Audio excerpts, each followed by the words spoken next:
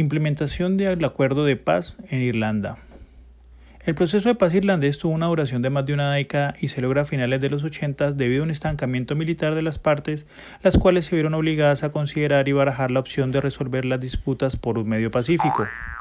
En 1993, Gran Bretaña proclama la declaración de Downing Street, donde se consignó el derecho del pueblo de Irlanda a resolver sus problemas entre el norte y el sur por consentimiento mutuo, además de proclamar el derecho de autodeterminación de Irlanda y de incluir a Sinn Féin al diálogo político.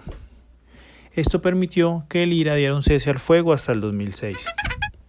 El Acuerdo de Belfast, o del Viernes Santo, firmado en 1998, es el que da paso al fin definitivo del conflicto y prevé una serie de reformas a la policía, a las instituciones de Irlanda del Norte, a la formación de un Consejo Ministerial Británico-Irlandés, un Consejo Ministerial Norte-Sur y una Comisión de Derechos Humanos.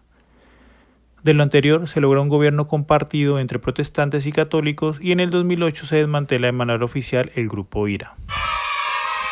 La implementación. Los diálogos iniciales entre las partes duraron casi 20 años, hasta la firma del Acuerdo de Belfast en 1998, pero fue hasta el 2007 que se llegó a su implementación. Para llegar a este punto se han necesitado varios procesos de diálogo.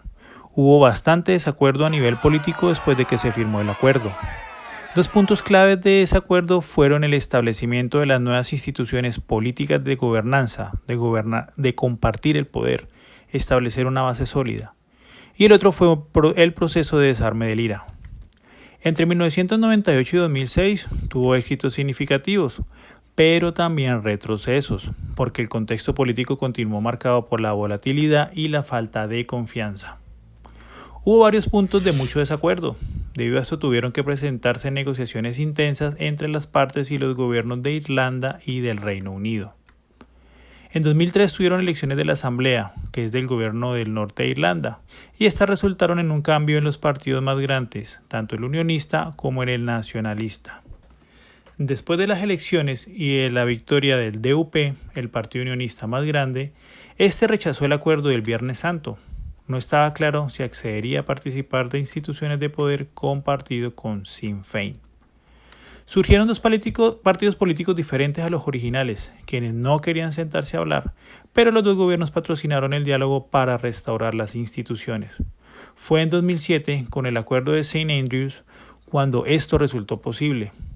Al no existir acuerdo en los detalles de la implementación de este pacto, hizo que se presentaran estos conflictos.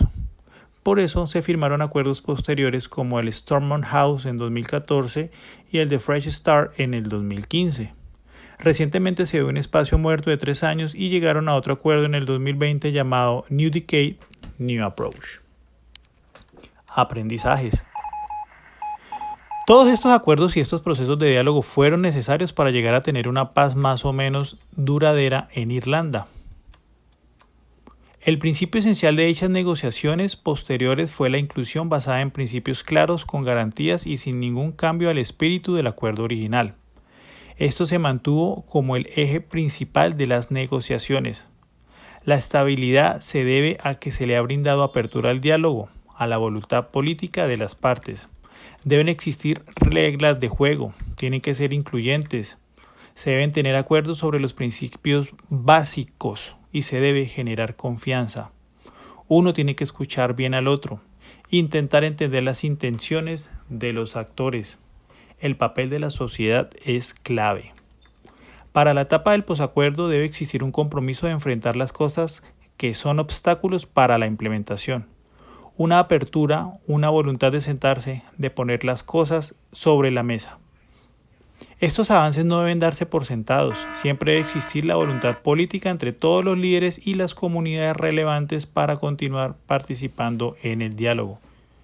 De igual manera, un proceso que apunta a cambiar la política también debe ser capaz de adaptarse a un nuevo contexto político. Y lograr paz no es el trabajo de una sola parte de la sociedad. Todos tienen que tomar responsabilidad.